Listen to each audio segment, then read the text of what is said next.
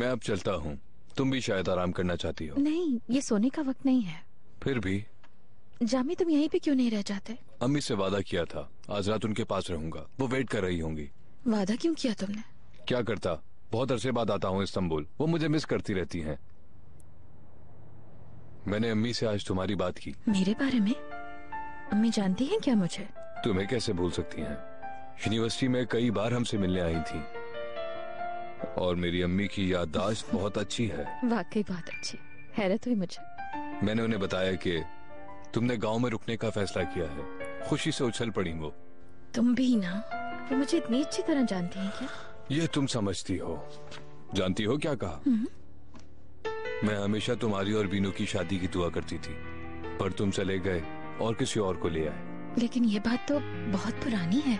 लेकिन अम्मी तुम्हें बहुत पसंद करती हैं, हमेशा याद करती हैं। खैर, अब मैं चलता हूँ। खुदा हाफिज।